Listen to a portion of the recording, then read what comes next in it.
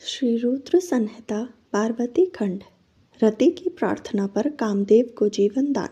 ब्रह्मा जी बोले, हे नारद जी, विवाह के पश्चात उस समय अनुकूल समय देखकर देवी रति भगवान शिव के निकट आकर बोली, हे दीन वत्सल भगवान शिव, आपको मैं प्रणाम करती हूँ। देवी पार्वती का पाणी ग्रहण करके आपने निश्चय ही लोकहित का कार्य किया है।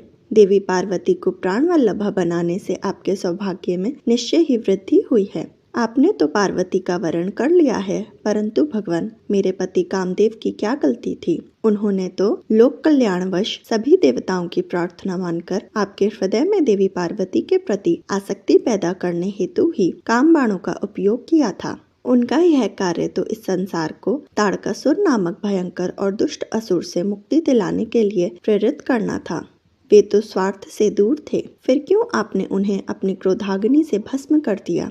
हे देवादिदेव महादेव जी, हे करुणा निधान भक्तवत्सल, मेरे पति कामदेव को पुनर्जीवित कर मेरे वियोग के कष्ट को दूर करें। आप तो सबकी पीड़ा जानते हैं, मेरी पीड़ा को समझकर मेरे दुख को दूर करने में मेरी मदद करें।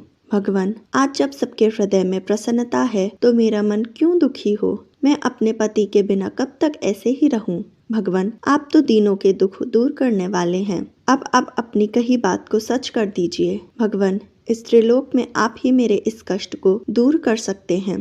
प्रभु, मुझ पर दया कीजिए और मुझे भी सुखी करके आनंद प्रदान कीजिए। भगवान, अपने विवाह के इस शुभ अवसर पर मुझे भी मेरे पति से हमेशा के लिए मिलाकर मेरी विरह वेदना को कम कीजिए। महादेव जी, मेरे पति कामदेव को जीवित कर मुझ दीन दासी को कृतार्थ कीजिए। ऐसा कहकर देवी ने अपने दुपट्टे की गांठ में बंधी अपने पति कामदेव के शरीर की भस्म को भगवान शिव के सामने रख दिया और जोर जोर से रोते रोते भगवान शिव शंकर से कामदेव को जीवित करने की प्रार्थना करने लगी। देवी रति को इस प्रकार रोते देखकर वहां उपस्थित सरस्वती आदि देवियां भी रोने लगीं और सब भगवान शिव से कामदेव को जीवन दान देने की प्रार्थना करने लगीं। इस प्रकार देवी रति के बार बार प्रार्थना करने और स्तुति करने पर भगवान शिव प्रसन्न हो गए और उन्होंने रति के कष्टों को दूर करने का निश्चय कर लिया। शूलपाणी भगवान शिव की अमृतमयी दिव्य दृष्टि पड़ते ही उस भस्म से सुंदर पहले जैसा वेश और रूप धारण किए कामदेव प्रकट हो गए।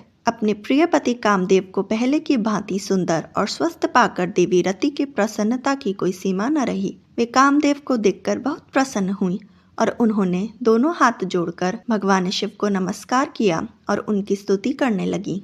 दोनों पति पत्नी कामदेव और रति भगवान शिव का धन्यवाद करके उनकी स्तुति करने लगे। कामदेव को जीवित देखकर सभी देवता बहुत प्रसन्न हुए। तत्पश्चात भगवान शिव ने अपने साथ बैठी देवी पार्वती के साथ भोजन किया और अपने हाथों से उनका मुंह मीठा किया।